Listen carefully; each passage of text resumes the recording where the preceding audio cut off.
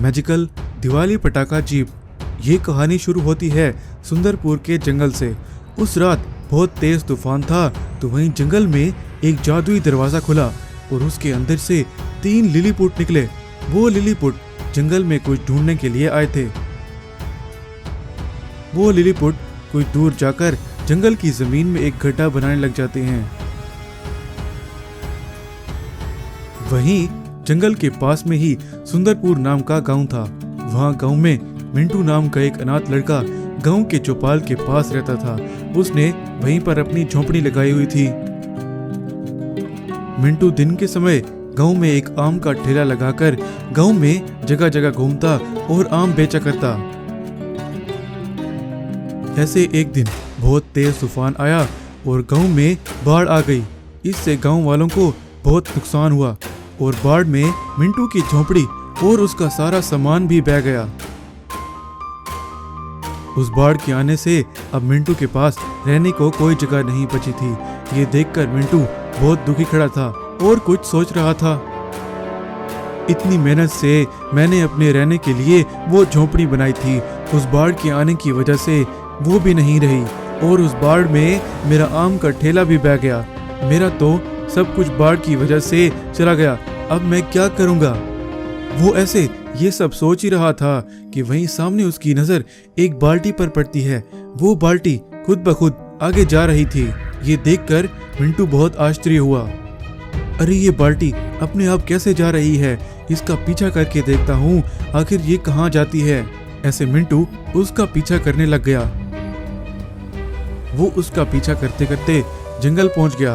वो वैसे कुछ ही दूर गया था कि वो बाल्टी जमीन के अंदर बने एक गड्ढे के अंदर चली गई। मिंटू ये देखकर उस गड्ढे की तरफ भागा और वो भी उस गड्ढे के अंदर कूद गया।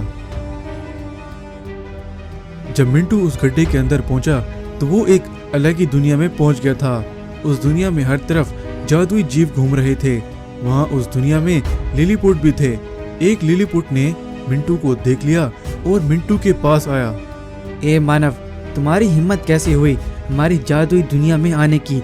ये दुनिया सिर्फ जादुई जीव के रहने के लिए है और तुम एक साधारण इंसान हो।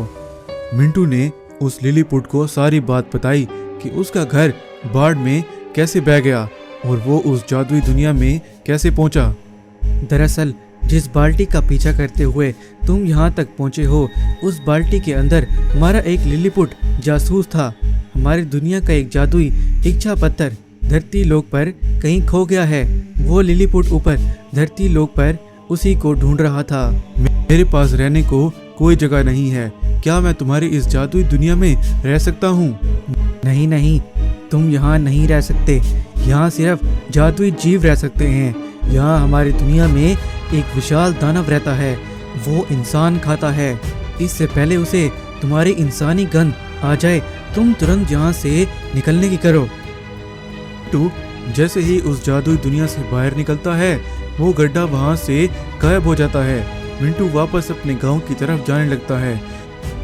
मिंटू गांव की तरफ जा रहा था तो उसे सामने एक छोटा सा तालाब दिखाई देता है।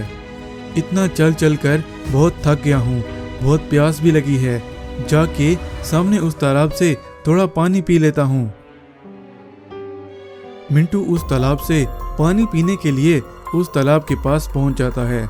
जैसे ही वो पानी पीने के लिए आता है, वहीं उसे तालाब में चमकती हुई कोई चीज नजर आती है। मिंटू आगे बढ़कर उसे उठा लेता है।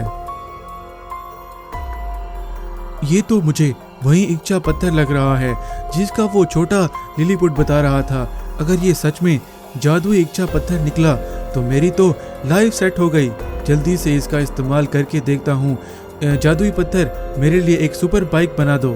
बस उसके ये कहते ही वहाँ एक सुपर बाइक आ गई। उसे देखकर मिंटू बहुत खुश हुआ और उस जादुई पत्थर से एक और इच्छा मांगने लगा। जादुई पत्थर, मुझे बहुत अमीर बना दो और मुझे एक बहुत ही बड़े घर में प्रकट करो। बस वो तुरंत एक बहुत ही बड़े घर में प्रकट हुआ और उसके कपड़े भी अमीरों जैसे हो गए थे। ये सब देखकर मिंटू बहुत खुश हुआ। ऐसे बहुत समय गुजर गया। दिवाली आ गई थी। सब लोग दिवाली मना रहे थे। वहीं मिंटू कुछ सोच रहा था। दिवाली पर सारे लोग ये साधारण पटाखे जला रहे हैं, मैं कुछ अलग करता हूँ। मिंटू उस जादुई पत्थर से एक पटाखा जीप बनाने को कहता है और वहीं वो पटाखा जीप प्रकट होती है। अब मैं इस जीप को पूरे गांव में चलाऊंगा, बहुत मजा आएगा। मिंटू उस पटाखा जीप को गांव में चलाकर दिवाली मना रहा था। उसकी इस जीप को देखकर सारे गांव वाले बहुत आश्चर्य होकर देखते हैं और वो ऐसे बहुत ही मजे से दिवाली